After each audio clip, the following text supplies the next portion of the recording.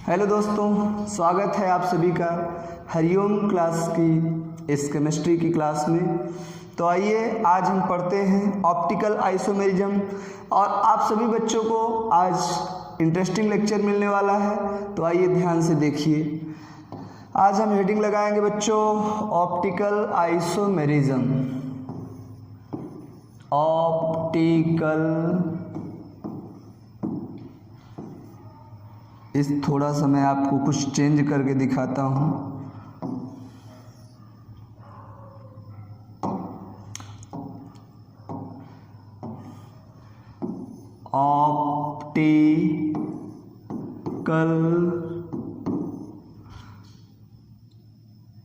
Optical चलिए बहुत बढ़िया।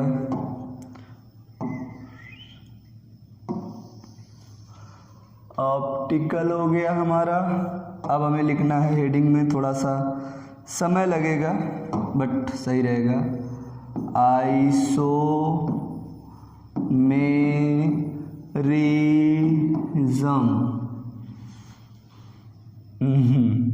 थोड़ा सा कम लिया है, फिर से मैं ट्राई करता हूँ एक बार। आइसोमेरिज्म।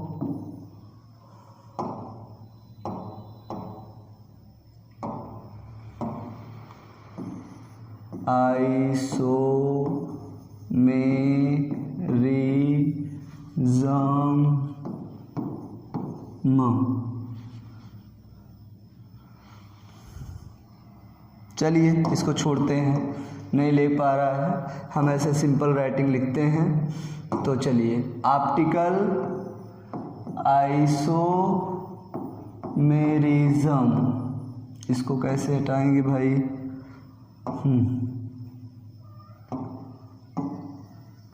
ये तो जाने का नाम ही नहीं ले रहा है।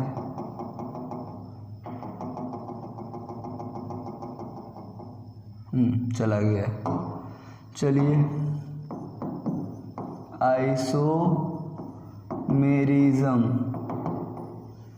ये हमारा आज का हेडिंग है। तो एक बार मैं देख लूँ वीडियो सही चल रहा है ठीक ठाक या नहीं।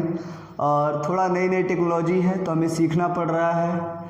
तो आइए शुरुआत करते हैं आज ऑप्टिकल आइसोमेरिज्म की। बच्चों सबसे पहला सवाल होता है कि ऑप्टिकल आइसोमेरिज्म होता क्या है। तो हम कहेंगे ऑप्टिकल आइसोमेरिज्म क्या होता है। तो एक होता है मॉलिक्यूलर फार्मूला और एक होता है स्ट्रक्चरल फार्मूला। तो इनका मॉलिक्यूलर फार्मूला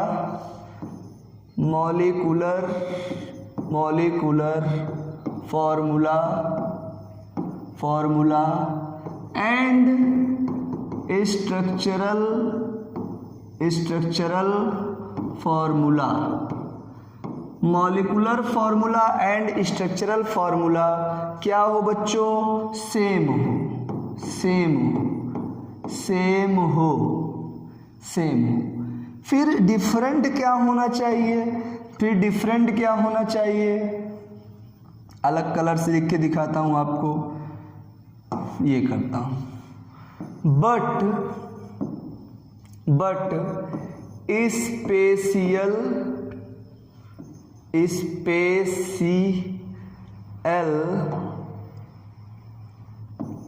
स्पेशियल अरेंजमेंट कैसा हो बच्चों? डिफरेंट हो। बहुत इंपॉर्टेंट, पूरी परिभाषा हो चुकी है। क्या कह रहा मैं? मॉलिक्यूलर फार्मूला सेम हो, स्ट्रक्चरल फार्मूला कैसा हो? वो भी सेम हो।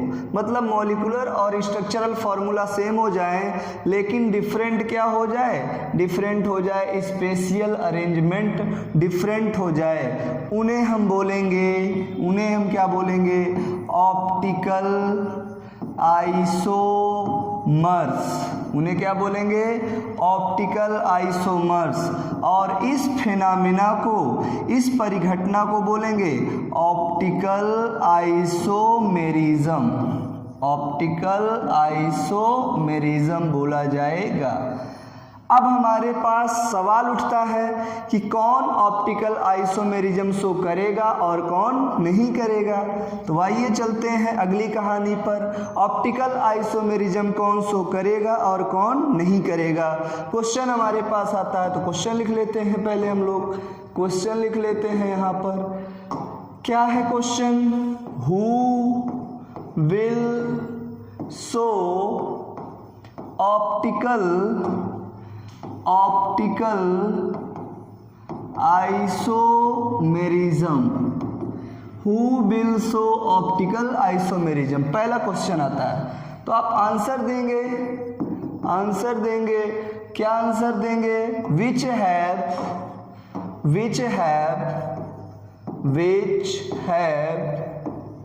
Chiral carbon. क्या मैंने कहा? जिसके पास कायरल कार्बन होगा वो ऑप्टिकल आइसोमेरिज्म शो करेगा। जिसके पास कायरल कार्बन होगा वो ऑप्टिकल आइसोमेरिज्म शो करेगा। अच्छी बात है। अब कायरल कार्बन क्या होता है? आपके पेट में दर्द हो गया कि सर ये कायरल कार्बन क्या होता है। तो बच्चों ऐसा कार्बन जो 4 डिफरेंट ग्रुप्स या एटम से अटैच हो डायरेक्टली उसे कायरल कार्बन कहते हैं। तो करेंगे परिभाषा। When carbon directly attach from four different groups or atoms. When carbon directly attach 4 different groups or atoms, उसे हम बोलेंगे क्या बेटा? Chiral carbon. मतलब जब कार्बन परमाणु 4 भिन्न भिन्न परमाणुओं या समूहों से जुड़ा हो तो उसे हम बोलते हैं कायरल कार्बन। अच्छी बात है। अब आइए एग्जांपल्स लेते हैं।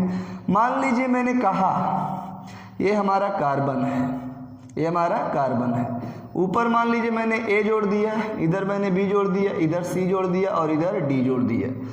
तो बच्चों ये मैं एग्जांपल्स आपको दे रहा हूँ उदाहरण के तौर पर, ध्यान से देखिएगा। बच्चों ये जो कार्बन है ना, यहाँ A से जुड़ा है, यहाँ B है, यहाँ C है और यहाँ D है। ये जो कार्बन है इसकी चारों वैलेंसी अलग अलग एटम द्वारा सेटिस्फाइड हो रही है। तो इसे हम बोलेंगे, इस कार्बन को क्या बोलेंगे बच्चों? कायरल कार्बन बोलेंगे। कैसा कार्बन बोलेंगे? कायरल कार्बन बोलेंगे। क्यों बोलेंगे? क्योंकि ये कार्बन 4 डिफरेंट ग्रुप्स या एटम से अटैच है, इसीलिए इसे हम लोग बोलेंगे कायरल कार्बन। जी हाँ। आगे आइए, कायरल कार्बन आपने समझा। अब देखते हैं यहाँ मेन पॉइंट क्या है। मैंने कहा who will show optical isomerism, तो आप लोगों ने कहा which have chiral carbon. Chiral carbon जिसके पास होगा वो ऑप्टिकल आइसोमेरिज्म शो करेगा। मतलब इसके ये कायरल कार्बन है, इसका मतलब ये जो कंपाउंड होगा ऑप्टिकल एक्टिव कंपाउंड होगा। OA का मतलब क्या है बच्चों? ऑप्टिकल एक्टिव कंपाउंड, इसको बोलेंगे। शॉर्ट फॉर्म में लिख रहे हैं, जैसे किसी का नाम होता है रमेश कुमार तो उसको क्या कहते हैं? RK। क्या कहते हैं? RK। उसी प्रकार से ऑप्टिकल एक्टिव को हम शॉर्ट में क्या बोलेंगे? OA। तो यहाँ पर ये कायरल कार्बन था इसीलिए हमने इसको बोला ऑप्टिकल एक्टिव। चलिए बहुत बढ़िया। आगे एग्जांपल्स लेता हूँ मैं। आइए अगला एग्जांपल्स मैं लेता हूँ लैक्टिक एसिड का। किसका एग्जाम्पल लेता हूँ बच्चों? लैक्टिक एसिड का एग्जाम्पल लेता हूँ। मैं ज़रा एक बार देख लूँ क्या हमारा वीडियो सही सलामत है। जी हाँ, सही सलामत है। और चलिए बढ़िया है। ऑप्टिकल एक्टिविटी चेक करने के लिए हम लोग ले रहे हैं लैक्टिक एसिड को। तो आइए शुरू करते हैं। लैक्टिक एसिड के फॉर्मूले के बारे में तो आपको थोड़ा बहुत आइडिया होगा ही होगा। जैसे COOH C होता है और फिर हम कहते हैं OH, इधर क्या होता है COOH, और सॉरी इधर हमारा होता है CH3 होता है CH3, और इधर क्या होता है H। एक बार मैं ज़रा वीडियो को देखूं जरा, हाँ सही है, येलो कलर आ रहा है। तो इसे हम लोग बुलाते हैं किसके नाम से बच्चों? लैक्टिक एसिड के नाम से बुलाते हैं, या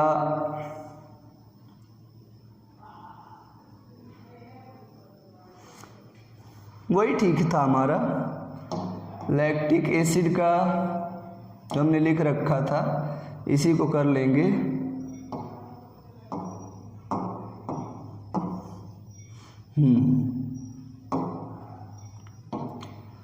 COOH, तब भी ये नहीं आएगा। जस्ट सेकेंड, वीडियो सही सलामत चल रहे हैं या नहीं?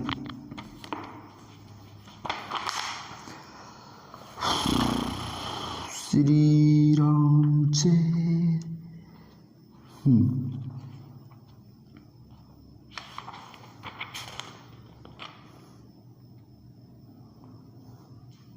हाँ सही है, सही है। हम बात करने जा रहे थे फार्मूले में लैक्टिक एसिड की, तो यहाँ पर CH3 लगा देंगे अपन लोग, और यहाँ लगा देंगे OH। इसे क्या बुलाएंगे? लैक्टिक एसिड बुला लेंगे, ठीक है।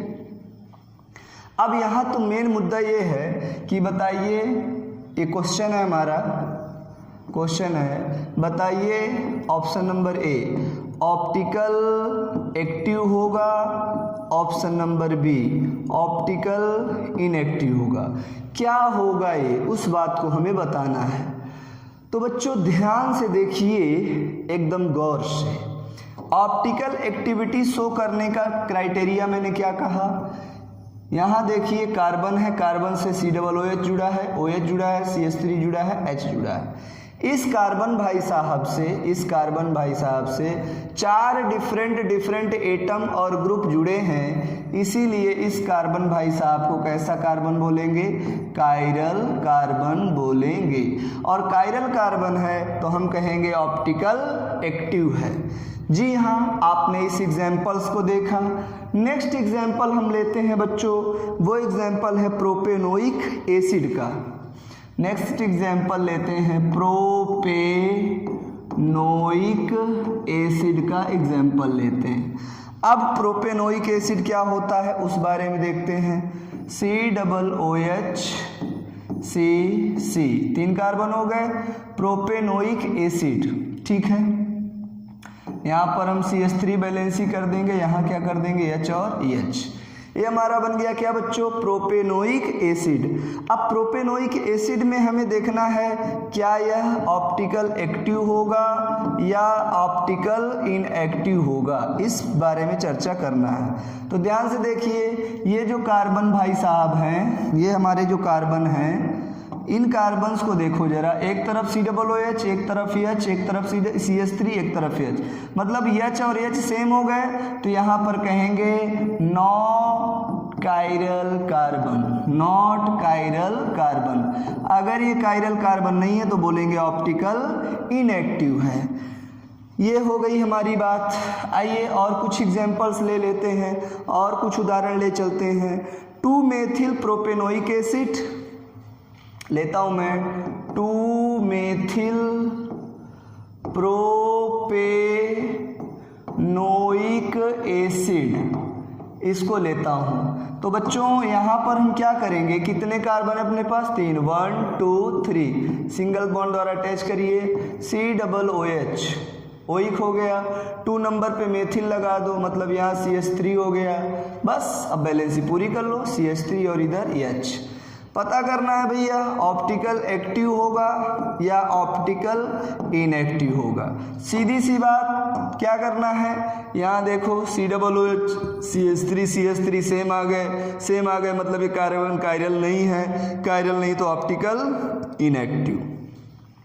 अगला एग्जाम्पल लेते हैं 2-क्लोरोप्रोपेनोइक एसिड, 2-क्लोरोप्रोपेनोइक एसिड एग्जाम्पल लेते हैं CCC, प्रोप हो गया, सिंगल बॉन्ड जोड़ दो एन हो गया, COOH जोड़ दो ओइक हो गया, 2 नंबर पे क्लोरीन जोड़ दो, बात खत्म। बाकी हाइड्रोजन अपने से लगा लेते हैं, ये हो गया। अब यहाँ देखना है क्या ये कायरल कार्बन होगा, तो एक तरफ है COOH, एक तरफ है Cl, एक तरफ है CH3, एक तरफ है H। मतलब यहाँ ये जो कार्बन है 4 भिन्न भिन्न ग्रुप और एटम से जुड़ा है, इसीलिए इस कार्बन का नाम होगा कायरल कार्बन। और जिसके पास कायरल कार्बन होता है वो ऑप्टिकल एक्टिव कंपाउंड कहलाते हैं। तो आपको ये बात समझ में आ गई होगी अब तक कि कौन ऑप्टिकल एक्टिव होगा और कौन ऑप्टिकल इनएक्टिव होगा। चलिए, तो हमारा वीडियो भी ठीक ठाक बन रहा है, हमने देख लिया काफ़ी सारे एग्जाम्पल्स। अब आते हैं जरा, ये तो डायरेक्ट आप देख के क्वेश्चन को हल करेंगे, लेकिन क्या कभी आपकी परीक्षा में एग्जाम्स में क्वेश्चन आ गया तो आप ऐसे देख के हल कर लेंगे, लेकिन अगर वास्तव में आपको कभी निकालना हुआ, किसी टीचर्स ने कह दिया कि कैसे आप लैब में निकालेंगे, तो क्या करेंगे, लैब में कैसे निकालेंगे। आइए मैं चर्चा करता हूँ, थोड़ा सा लैब के बारे में बता देता हूँ। चलिए बच्चों देख ले, ठीक ठाक है, जी हाँ, सब कुछ बढ़िया फर्स्ट क्लास चल रहा है। आइए लैब में आप कैसे ऑप्टिकल एक्टिविटी चेक करेंगे। तो पहले हम खूबसूरत सा प्यारा सा ब्यूटीफुल सा सूर्य का प्रकाश बनाते हैं, सनलाइट बनाते हैं, ठीक है। ये हमारे हो गए सूर्य भगवान गोल गोल, अब इनमें प्रकाश बनाते हैं। ये हो गया सूर्य भगवान बना रहे हैं, बीच में कुछ अलग टाइप का कर देते हैं हम लोग, बीच में कुछ ऐसी रोशनी कर देते हैं, हाँ ठीक है। ये हमने बीच में कुछ इस प्रकार से रोशनी कर दिया, इसे हम बुलाएंगे सनलाइट। सनलाइट क्या है बुलाएंगे, इसको तो हम लोग सूर्य भगवान का प्रकाश बुलाएंगे, सन, SUN। स्पेलिंग मिस्टेक लग रहा है, सन SON या SUN, आप लोग कमेंट सेक्शन में बताइएगा क्या होगा। मेरे हिसाब से सही लग रहा है, ठीक है। सन से हमें मिला, क्या मिला भैया, सिंपल प्रकाश। सन से हमें मिल गया सिंपल लाइट। अब सवाल उठता है कि सर सिंपल लाइट कैसी होती है। तो सिंपल लाइट कैसी होती है बच्चों, वो चारों दिशाओं में जिगजैग वाइब्रेट करती रहती है, चारों दिशाओं में। जैसे लड़के पढ़ने जाते हैं तो उनकी मुंडी सीधे नहीं होती टारगेट पर, इधरों देखते हैं, उधरों देखते हैं, ऊपरों देखते हैं, नीचे देखते हैं, चारों दिशाओं में मुंडी घुमाते रहते हैं, मतलब उनका माइंड स्टेबल नहीं है। तो सिंपल लाइट कैसी होती है बच्चों, सिंपल लाइट चारों दिशाओं में वाइब्रेट करती रहती है कुछ इस प्रकार से। सूर्य भगवान से जो हमें प्रकाश मिलता है वो चारों दिशाओं में वाइब्रेट करता रहता है। फिर हम क्या करें, इस प्रकाश को पकड़ें और कहें भैया देखो ये गलत बात है, तुम चारों दिशाओं में वाइब्रेट करते हो, हम तुमको निकोल प्रिज्म से गुजारने जा रहे हैं। कौन से प्रिज्म से, निकोल प्रिज्म से गुजार रहे हैं। जब हम सूर्य भगवान के प्रकाश को निकोल प्रिज्म से गुजारेंगे तो बच्चों क्या होगा, सूर्य भगवान का जो प्रकाश रहेगा वो जो चारों दिशाओं में फैला हुआ था वो केवल एक प्लेन में बट जाएगा, एक प्लेन में, एक समान प्लेन में बट जाएगा। जो चारों तरफ चमक रहा था, वाइब्रेट कर रहा था, जिग जिग जिग जिग जिग, वो क्या हो जाएगा, सिंपल प्लेन में बदल जाएगा और इसे बुलाएंगे PPL। नई समस्या खड़ी हो गई, सर जी PPL क्या होता है। मैं लिख देता हूं, plane polarise light, plane polarise light, इसे हम लोग बोलते हैं PPL। अब ये क्या करेगा, अब नई बात आ गई, तो आइए इस चीज़ को मैं थोड़ा सा छोटा कर लेता हूँ और आपको मैं कुछ समझाने की कोशिश करता हूँ। ये हमारा हो गया सिलेक्ट, सूर्य भगवान थोड़ा सा आप छोटे हो जाओ, ये हमने इनको कर लिया। कहाँ जा रहे हो आप लोग भाई, आप सही है, इनको हमने कर लिया छोटा, और ये शक्तिमान उठ के चला गया यहाँ पर। चलो ठीक है जी हाँ, ये हमने छोटा सा रख लिया एक किनारे। अब हम इस्तेमाल करते हैं अपनी टेक्नोलॉजी को। यही तो है डिजिटल बोर्ड का कमाल, यही तो है साइंस में टेक्नोलॉजी का इस्तेमाल। तो आइए बच्चों, अब हम पीपीएल का इस्तेमाल क्या करेंगे, ध्यान से देखिएगा सभी लोग। पीपीएल, मान लो ये हमारी थी कैसी light, PPL, plane polarise light. हम क्या करेंगे, एक ठो लेंगे इस प्रकार का ट्यूब जिसका नाम होता है पोलैरीमीटर ट्यूब। इस पोलैरीमीटर ट्यूब के अंदर हम लोग भर देते हैं सॉल्यूशन।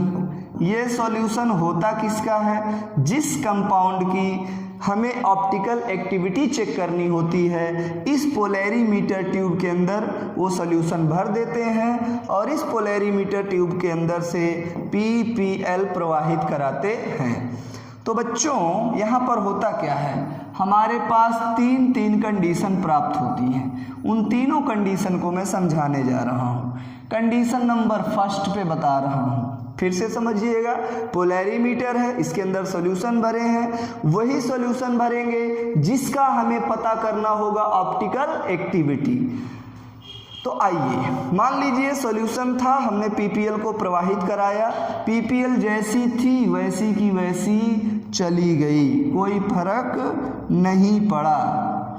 पीपीएल जैसी थी वैसी की वैसी पहुंच गई, पीपीएल में no change, no effect, PPL में कोई प्रभाव नहीं पड़ा। जब पीपीएल में कोई प्रभाव नहीं पड़ा तो हम इसे क्या बुलाएंगे भैया, हम कहेंगे ये पीपीएल हमारी कैसी है, ऑप्टिकल इनएक्टिव है। क्यों, क्योंकि इस पर कोई प्रभाव ही नहीं पड़ा, तो सीधा सीधे बोलेंगे प्रकाश का इसमें कोई प्रभाव नहीं है। मतलब पहली कंडीशन में हमारा सॉल्यूशन कैसा बोला जाएगा, ऑप्टिकल इनएक्टिव। जी हाँ, आइए कंडीशन नंबर 2 लेते हैं। कंडीशन नंबर 2 लेते हैं। कुछ रंग बिरंगा आपको दिखाते चले तो मन रहेगा। पिंक कलर लेते हैं, गर्ल्स को बहुत पसंद होता है। चलो तो ध्यान रखना इस पसंद को जो मैं बता रहा हूँ, कभी गिफ्ट उफ्ट देने का मन करे तो उस पर ये कलर जरूर, मैं लिख दे रहा हूँ, बना दे रहा हूँ। मान लो बच्चों यहाँ पर एंगल था हमारे पीपीएल का, पीपीएल इस एंगल से क्या किया, इतना इधर घूम गया, इतना इधर घूम गया, इस दिशा में देखना ये क्लॉक है, घड़ी है, और ऐसे ऐसे सुई घूम रही है। तो जब इस दिशा में घूम गया तो हम इसको बोलते हैं प्रकाश घूमा। प्रकाश किस दिशा में घूमा, क्लॉकवाइज डायरेक्शन में, क्लॉकवाइज डायरेक्शन में घूमा। और जब ये क्लॉकवाइज डायरेक्शन में घूमा, समझना ध्यान से, अपने एंगल से प्रकाश घूमा, मतलब इस सॉल्यूशन में इतनी पावर है, इतनी क्षमता है कि इसने पीपीएल को घुमा दिया। और इसने पीपीएल को घुमाया तो हम बोलेंगे भैया ये ऑप्टिकल एक्टिव है, प्रकाश सक्रिय है, प्रकाश को घुमाने की क्षमता है। और किस दिशा में घुमाया, क्लॉकवाइज में। तो जब क्लॉकवाइज घुमाएगा तो इस शब्द को बोलते हैं डेक्स्ट्रो रोटेटरी, इस पॉइंट को बोलेंगे डेक्स्ट्रो रोटेटरी बोलेंगे।